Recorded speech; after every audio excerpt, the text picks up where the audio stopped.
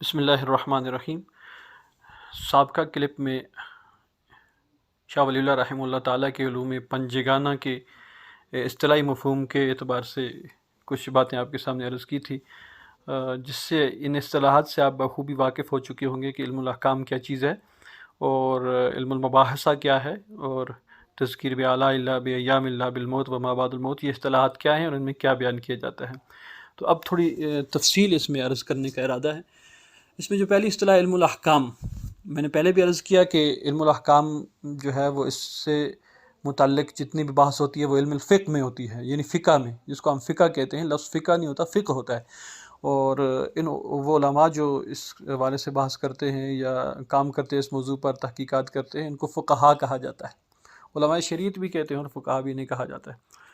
تو شاہ ولی اللہ رحمہ اللہ تعالیٰ کی جیسے کہ یہ اصطلاح ہے علم الاحکام اور علم مباحثہ اور یہ 5 چیزیں علوم خمسہ، ایسے ایک اصطلاح اور بھی ہے، اور ایک نو ان کی اور بھی اصطلاحات کے حوالے سے ہے۔ شاہ ولی اللہ رحمۃ اللہ علیہ کہتے ہیں کہ احکامات جتنے بھی ہیں، کسی کام کے کرنے کا حکم یا کسی کام سے جو منع کیا گیا ہے، ان احکامات کا تعلق 4 چیزوں سے ہوتا ہے۔ یعنی جیسے قرآن کریم کے سارے علوم کو انہوں نے 5 علوم میں بند کر دیا، تو علم الاحکام کو 4 موضوعات میں بند کر دیا۔ یعنی جتنے بھی احکامات اللہ تبارک و تعالیٰ کے ہیں وہ ان 4 چیزوں کے متعلق ہیں۔ نمبر 1 عبادات، نمبر 2 معاملات، نمبر 3 تدبیر منزل، اور نمبر 4 سیاست مدن۔ اب یہ 4 چیزیں کیا ہیں؟ عبادات، معاملات، تدبیر منزل اور سیاست مدن، یہ بھی شاہ ولی اللہ رحمۃ اللہ علیہ کی خاص اصطلاحات ہیں۔ وہ یہ فرمانا چاہ رہے ہیں کہ احکامات جتنے بھی ہیں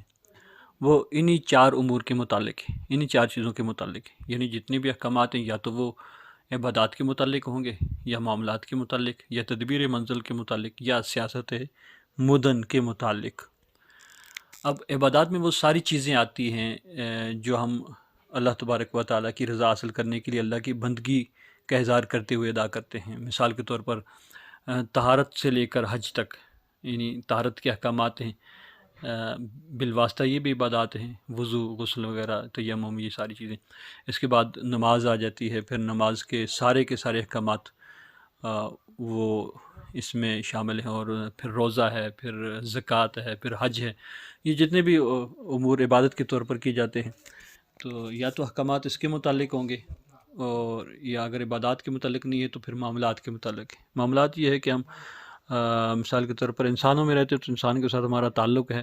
اور جو تعلق ہے اس میں زندگی بھر انسانیت دوسرے انسانوں کے ساتھ ہمارے جو رویے ہیں، جو ان کے ساتھ لین دین ہے، جو ان کے ساتھ ہمارا برتاؤ ہے،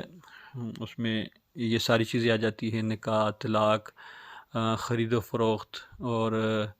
وراثت، اور یہ جتنی بھی چیزیں۔ تو یا تو اس کا ذکر ہے، ان چیزوں کا تذکرہ ہے آیات الاحکام میں، کہ نکاح کے متعلق احکامات ہیں، طلاق کے متعلق ہیں، رضاعت کے متعلق ہیں، اور جو ہے وراثت کے متعلق ہیں، اور بیچنے خریدنے کے متعلق ہیں، گواہی، شہادت وغیرہ، یہ ساری چیزیں، ٹھیک ہے۔ اور تیسری چیز جو ہے وہ ان کی اصطلاح میں تدبیر منزل ہے۔ تدبیر منزل کا مطلب ہے گھریلو نظم و نسق، یعنی حضور پاک صلی اللہ علیہ وسلم کی ایک زندگی تو باہر کی زندگی ہے، مسجد نبوی کی، اور پھر صحابہ کرام میں گزری ہوئی زندگی، اور جہاد میں گزری ہوئی، پھر مسلمانوں کے ساتھ ان کا رویہ برتاؤ، یہود و نصارہ کے ساتھ، مشرکین منافقین کے ساتھ، ان لوگوں کے ساتھ جو ان کا برتاؤ، جو معاملات تھے، تو وہ ایک آپ علیہ السلام کی گھریلو زندگی ہے جو ازواج مطہرات سے نقل ہو کے آئی ہے۔ تو یہ نبی پاک صلی اللہ علیہ وسلم کی گھریلو زندگی پہ ہمارے لیے سیرت ہے۔ تو آپ علیہ السلام نے گھریلو زندگی میں اللہ تعالیٰ کے جن احکامات پہ عمل کیا، یہ اللہ تبارک و تعالیٰ نے گھریلو زندگی کے بارے میں جو احکامات نازل کیے، جیسے کہ آپ سورۃ الحجرات میں اسے دیکھ سکتے ہیں، سورہ نور میں دیکھ سکتے ہیں، پردے کے احکامات ہیں، گھر میں آنے جانے کے اور اجازت لینے کے متعلق احکامات ہیں، کون سے اوقات ہیں جن میں آپ اجازت لے کے بھی گھر میں نہیں جا سکتے، یہ ساری چیزیں تدبیر منزل کے اس موضوع اور اس کیٹیگری میں آتے ہیں۔ اور سیاست مدن بھی ایک اصطلاح ہے چوتھی۔ سیاست مدن کا مطلب ہے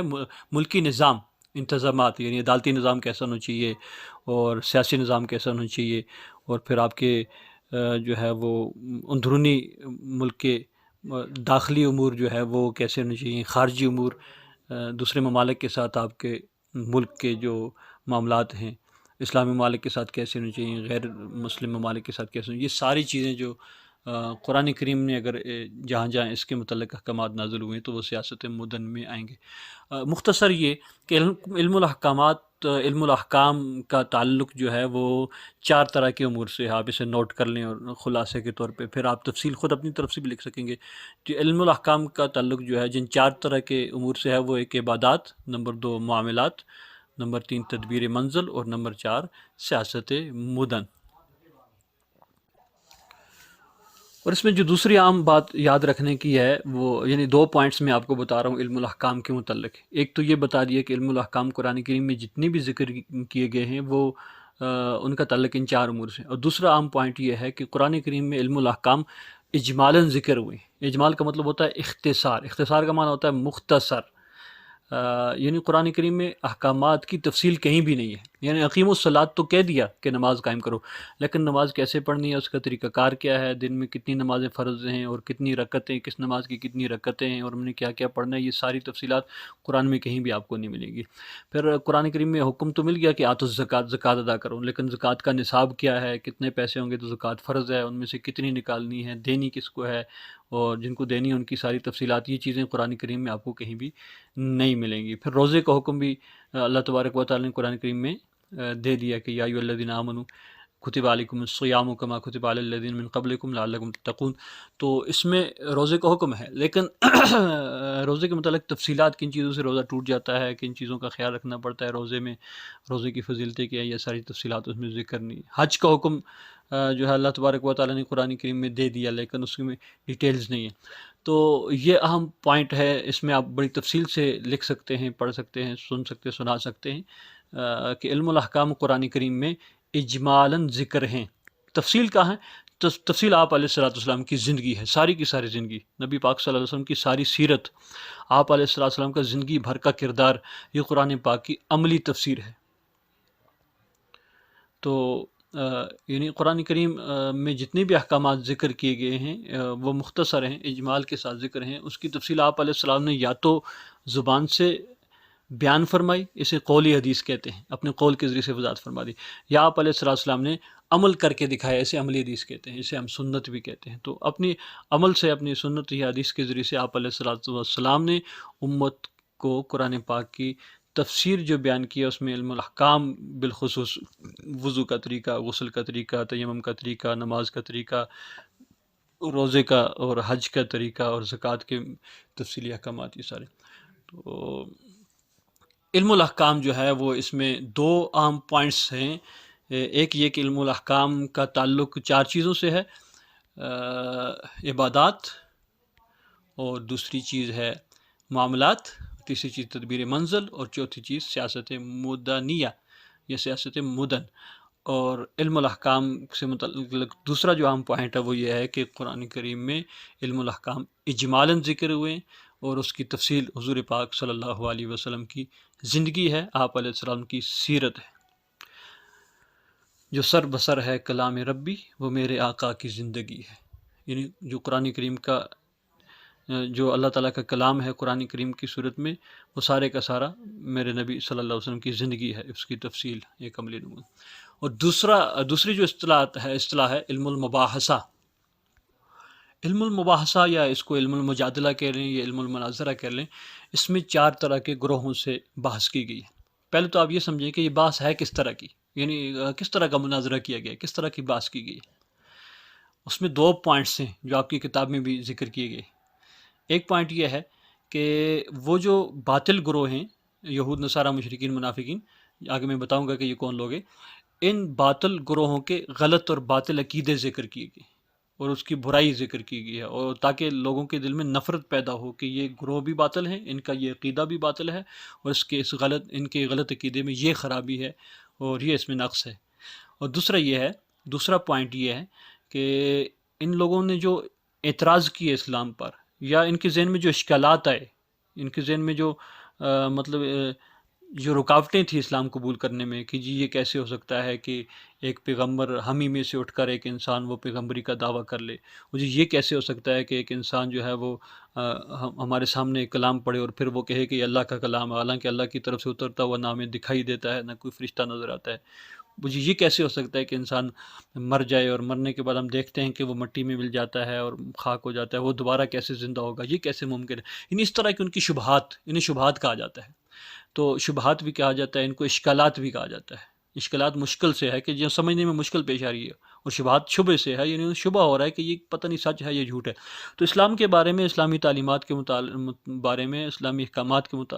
بارے میں، توحید، رسالت، آخرت کے بارے میں اگر ان کے ذہن میں کوئی اشکال پیدا ہوتا تھا، کسی قسم کا کوئی اعتراض پیدا ہوتا تھا یا کوئی شبہ پیدا ہوتا تھا، تو اس شبے کا جو جواب قرآن کریم نے دیا ہے، مسکت جواب دیے ہیں، یعنی کہ خاموش کر دینے والے ٹھوس قسم کے مضبوط جواب قرآن کریم نے ایسے دیے ہیں کہ جو ہے وہ ان کی عقلیں ٹھکانے آ گئی، اور اب ان کے پاس ماننے کے علاوہ کوئی چارہ نہیں تھا۔ تو جو نہیں مانے وہ صرف ضد اور ہٹ درمی کی وجہ سے نہیں مانے، اگر وہ ماننا چاہتے تو ان کو جو قرآن پاک نے دلائل دیے ہیں، ان کی شبہات کو جو دور کیا ہے، ان کے اعتراضات اور اشکالات کو جو ختم کیا ہے، بڑے مسکت انداز۔ بہرحال ان چار گروہوں سے قرآن کریم نے جو مباحثہ کیا ہے، جو مناظرہ یا مجادلہ کیا ہے، جو بھی آپ کہہ لیں، اس میں یہ دو بنیادی نقطے ذہن میں رکھنا، دو پوائنٹس یاد کرنا۔ ایک تو یہ ہے کہ ان کے غلط عقیدے، باطل عقیدے، برے اعمال، غلط ان کے جو کردار ہیں، وہ ان کا ذکر کیا ہے تاکہ دوسرے لوگوں کو نفرت پیدا ہو اور وہ ان سے دور رہیں۔ دوسرا یہ ہے کہ ان کے ذہنوں میں جو پیدا ہونے والے شبہات تھے، جو اشکالات تھے، ان کو قرآن کریم نے دلائل اور براہین قاطعہ جنہیں کہتے ہیں کہ مضبوط دلائل سے ان شبہات کو دور کیا، ان اعتراضات کو ختم کیا، ان اشکالات کو جو ہے وہ رفع کیا۔ تو یہ دو بنیادی عنصر ہیں اس علم المباحثہ کے، اسے یہ پوائنٹ ضرور یاد رکھنا۔ تو جن چار گروہوں کے متعلق قرآن کریم میں بحث کی گئی ہے، یہ علم المباحثہ، علم المقاسمہ ہے، ان میں ایک یہود ہیں، اور دوسرے نصارہ، تیسرے مشرکین، اور چوتھے منافقین۔ یہود کیا ہیں؟ یہود اور نصارہ کو اہل کتاب بھی کہا جاتا ہے، یعنی یہ دو ایسے مذہب تھے جن کو اللہ تبارک و تعالیٰ نے کتاب عطا کر رکھی تھی۔ ان کی طرف اللہ تبارک و تعالیٰ کی طرف سے ان کے انبیاء کرام پر وحی نازل ہوئی، انہیں کتابیں تورات، زبور کی شکل میں، انجیل کی شکل میں انہیں دی گئی تھی، اس لیے ان کو اہل کتاب کہا گیا۔ تو یہ یہود کی جو اصطلاح ہے، قدر تفصیل تو نہیں، اجمالاً میں عرض کر دیتا ہوں۔ ابراہیم علیہ السلام کے جو دو بیٹے تھے، ایک حضرت اسحاق علیہ السلام اور ایک حضرت اسماعیل علیہ السلام، اور آپ کے علم میں ہوگا کہ اسماعیل علیہ السلام کو اللہ تبارک و تعالیٰ کے حکم سے ان کی والدہ حضرت ہاجرہ کے ہمراہ ابراہیم علیہ السلام مکہ میں لے جا کر چھوڑ آئے تھے، اور خود فلسطین کے رہنے والے تھے، اور عراق سے ہجرت کر کے فلسطین آئے تھے۔ کافی تفصیل ہے، میرے ذہن میں بار بار تفصیلات ساری آ رہی ہیں، لیکن وہ میں بیان نہیں کر سکتا وقت کی قلت کی وجہ سے۔ اتنی بات عرض کروں گا کہ کم از کم بنی اسرائیل کی اصطلاح یا یہود کون لوگ ہیں، یہ اس کی کچھ تھوڑی سی تفصیل آپ کے علم میں آ جائے۔ تو جو اسحاق علیہ السلام کی اولاد ہے، اسحاق علیہ السلام کے بیٹے ہیں حضرت یعقوب علیہ السلام، اور یعقوب علیہ السلام کا لقب تھا اسرائیل، ٹھیک ہے۔ یعقوب علیہ السلام کے 12 بیٹے تھے، ایک حضرت یوسف علیہ السلام اور باقی ان کے 11 بھائی۔ یہ جو 12 بیٹے ہیں یوسف علیہ السلام کو ملا کر، ان 12 بیٹوں کی جو اولاد ہے، ان کو بنی اسرائیل کہا جاتا ہے۔ یہ جو بنی اسرائیل ہیں، یہی یہودی ہیں، انہیں کو یہودی بھی کہا جاتا ہے اور ان کو بنی اسرائیل بھی کہا جاتا ہے۔ ان 12 بھائیوں میں جو سب سے بڑا بھائی تھا، اس کا نام یہودا تھا، اس وجہ سے ان کی اولاد کو یہودی کہا جاتا ہے۔ یہ 12 قبیلے تھے ان 12 بھائیوں کی اولاد میں۔ بہرحال اس کی تفصیلات میں نہیں جاؤں گا کہ یوسف علیہ السلام اور ان کے بھائیوں کا جو سارا واقعہ ہے وہ سورہ یوسف میں آپ دیکھ سکتے ہیں ساری ڈیٹیلز۔ تو یہ ہیں یہود۔ یہ بنی اسرائیل میں ہزاروں پیغمبر آئے، ہزاروں بادشاہ بنائے گئے، یہ سارے کے سارے یعقوب علیہ السلام کی اولاد میں، یعنی اسرائیل ان کا لقب تھا، تو اسرائیل علیہ السلام کی اولاد میں ان کو بنی اسرائیل بھی کہا جاتا ہے، ان کو یہودی بھی کہا جاتا ہے۔ پھر انہی میں جو یہودیوں میں اور بنی اسرائیل میں جو سب سے آخری پیغمبر ہیں جو بنی اسرائیل میں، یہ حضرت عیسیٰ علیہ السلام ہے۔ یعنی عیسیٰ علیہ السلام کے بعد اب بنی اسرائیل میں کوئی نبی نہیں آیا، پھر ایک ہی نبی آئے ہیں، وہ بنی اسماعیل میں آئے ہیں، یعنی جو مکہ میں چھوڑ دیا تھا اسماعیل علیہ السلام کو، وہاں جو ان کی اولاد ہے، ان کی اولاد میں آگے جا کر اور کوئی پیغمبر نہیں آیا اسماعیل علیہ السلام کی اولاد میں، صرف آخر میں حضرت محمد مصطفیٰ صلی اللہ علیہ وسلم بنی اسماعیل میں آئے ہیں۔ تو جو بنی اسرائیل میں آخری پیغمبر ہیں، جو حضور پاک صلی اللہ علیہ وسلم سے 500 سال پہلے گزرے ہیں، عیسیٰ علیہ السلام۔ تو عیسیٰ علیہ السلام کو جو لوگ مانتے تھے، جنہوں نے عیسیٰ علیہ السلام پر جو ایمان لائے اور ان کی کتاب انجیل کو مانا، ان کی پیروی کی، ان کو عیسائی کہا جاتا ہے، ان کو نصارہ بھی کہا جاتا ہے، ان کو عیسائی بھی کہا جاتا ہے۔ تو یہ دو گروہ ہو گئے، ایک یہود بنی اسرائیل اور ایک جو ہے وہ نصارہ عیسائی، یہ بھی بنی اسرائیل کی گویا کہ ایک شاخ ہو گئی۔ یہ دونوں اہل کتاب ہیں۔ اور تیسرا گروہ جس سے علم المقاسمہ کیا گیا یا جن کی شبہات وغیرہ کا جواب دیا گیا یا جن کے باطل عقائد ذکر کی گئی، وہ مشرکین کا ہے. یعنی اسماعیل علیہ السلام کی جو اولاد تھی مکہ المکرمہ میں، یہ ابراہیم علیہ السلام کی دین پر یہ لوگ چل رہے تھے، لیکن بعد میں آہستہ آہستہ شیطان نے ان لوگوں کو بت پرستی پر لگا دیا. جب حضور پاک صلی اللہ علیہ وسلم ان میں مبعوث ہوئے تو اس وقت یہ اس قدر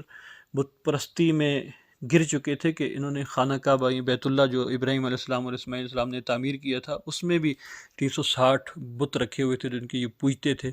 بہرحال بتوں کی پوجا کرتے تھے اور بت پرستی میں مبتلا تھے، جو ظاہر شرک ہے. تو یہ جو مکہ کے خاص کر رہنے والے لوگ تھے یہ مشرکین تھے.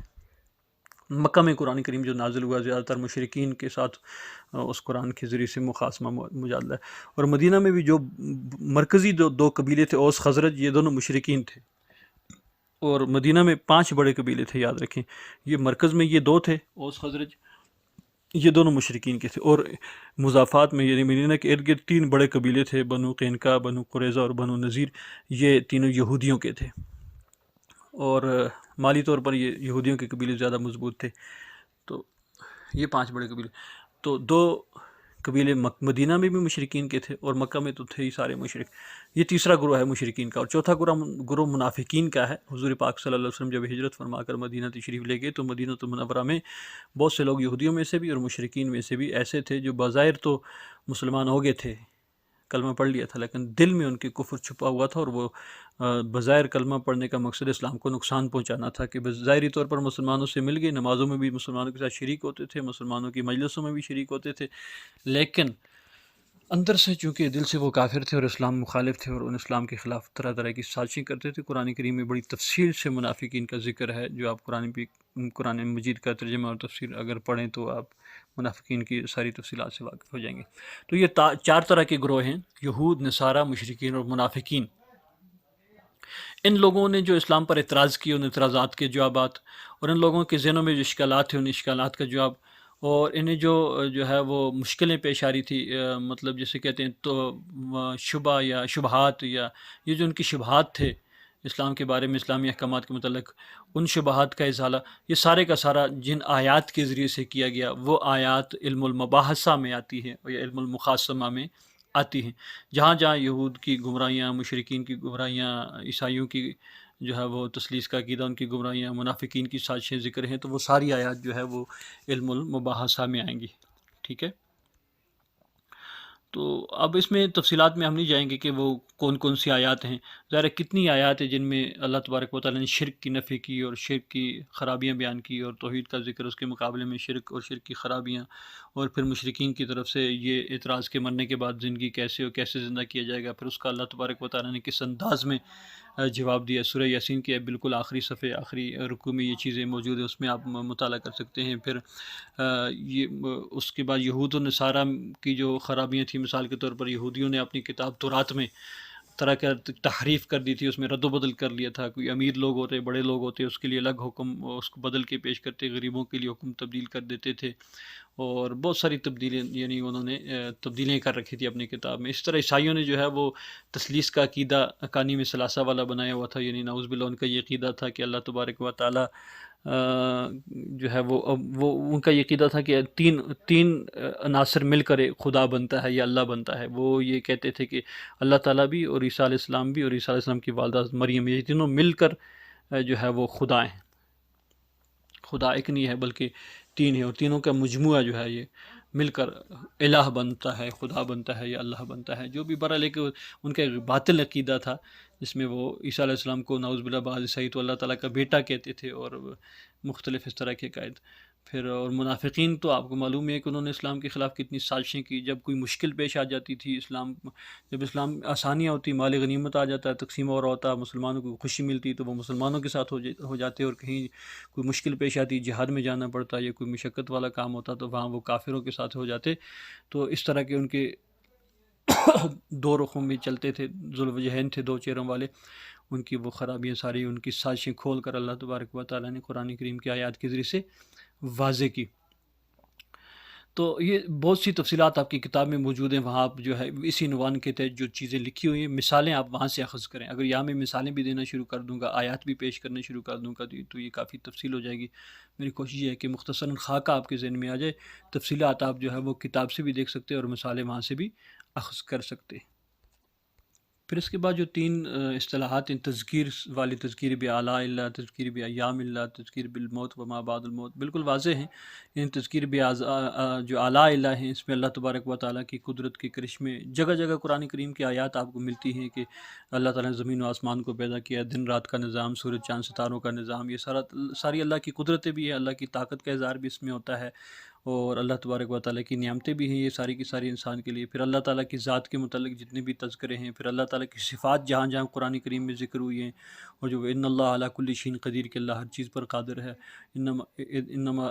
امرہ اذا اراد شیئا ان یقول لہ کن فیکون، اللہ جب کسی چیز کو بنانا چاہتے ہیں تو کن کہتے ہیں، وہ بن جاتا ہے۔ یہ ساری جو تفصیلات ہیں اللہ کی ذات و صفات جہاں جہاں بھی ذکر ہوئی ہیں، وہ ساری کی ساری تذکیر بآلاء اللہ میں آئیں گی، اور اللہ کی نشانیاں، اللہ کی قدرتیں۔ پھر اس کے بعد تذکیر بایام اللہ، یہ تو قرآن کریم کی قصے اور واقعات مشہور ہیں، قصص القرآن کے عنوان پر باقاعدہ کتابیں بھی آپ کو ملیں گی، اور قرآنی واقعات پر بہت ساری تصنیفات بھی آپ کو ملیں گی، شروع سے، یعنی زمین کی پیدائش، پھر آدم علیہ السلام کی پیدائش، اور پھر جو ہے وہ فرشتوں کا سجدہ کرنے کا قصہ، اور پھر شیطان کا اس قصے سے انکار کر دینا، پھر نوح علیہ السلام ہے، ہود علیہ السلام ہے، پھر صالح علیہ السلام، ابراہیم علیہ السلام، لوط علیہ السلام، شعیب علیہ السلام، پھر ان کے بعد جو دیگر قومیں ہیں، پھر موسیٰ علیہ السلام اور فرعون کا واقعہ، اسی طرح قوم عاد، قوم ثمود وغیرہ، پھر آل یمن کا واقعہ، پھر اسی طرح داؤد علیہ السلام، حضرت سلیمان علیہ السلام کی بادشاہت وغیرہ کے تذکرے، یعنی قرآن کریم بھرا پڑا ہے ان واقعات سے۔ تو یہ واقعات جو ذکر کیے گئے، ان کی جو ہے وہ کئی حکمتیں بھی ان میں ہیں، اور آپ کی کتاب میں لکھا ہوا بھی ہے کہ یہ قصے بیان کرنے کا جو اصل مقصد ہے وہ واقعے کو بطور واقعہ پیش کرنا مقصود نہیں ہے، بلکہ اس واقعے میں جو مقصود ہے وہ وہاں بھی اللہ تعالیٰ کی قدرت کے کرشمے دکھانے، اور یہ چیز واضح کرنی ہے کہ جو لوگ ایمان لے آتے ہیں وہ نجات پاتے ہیں، اور جو ایمان نہیں لاتے وہ دنیا کے اعتبار سے جتنے بھی مضبوط اور جیسے بھی ہوں وہ آخرکار نقصان اٹھاتے ہیں۔ اور تذکیر بالموت و ما بعد الموت، جو پانچویں اور آخری اصطلاح ہے، اس میں بھی بالکل واضح سی بات ہے کہ مرنا، موت اور موت کے بعد آنے والے سارے کے سارے احوال ہیں، جنت جہنم وغیرہ، ایک تو یہ ہے، اور ایک وہ سارے واقعات جن کا تعلق جو ہے وہ ان چیزوں کے ساتھ ہے۔ مثال کے طور پر علامات قیامت جو ذکر ہیں، عیسیٰ علیہ السلام کا نزول اور دعوت اللہ کا خروج، یاجوج ماجوج کے جو تذکرے ہیں، سور پھونکنے کا جو ذکر ہے، حشر نشر کے متعلق جو ہے وہ میدان محشر میں سوال جواب کا جو معاملہ ہے، اعمال نامے کا دائیں ہاتھ میں ملنا، بائیں ہاتھ میں ملنا، مومنوں کے لیے جنت، کافروں کے لیے دوزخ، یہ ساری چیزیں، یہ سب اس حوالے سے یعنی اس پانچویں اصطلاح میں داخل ہے۔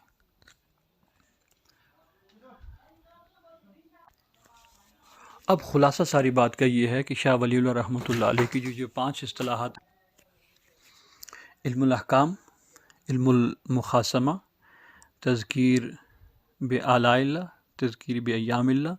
تذکیر بالموت وما بعد الموت، یہ اصطلاحات بیان کرنے کا مقصد ان کا یہ ہے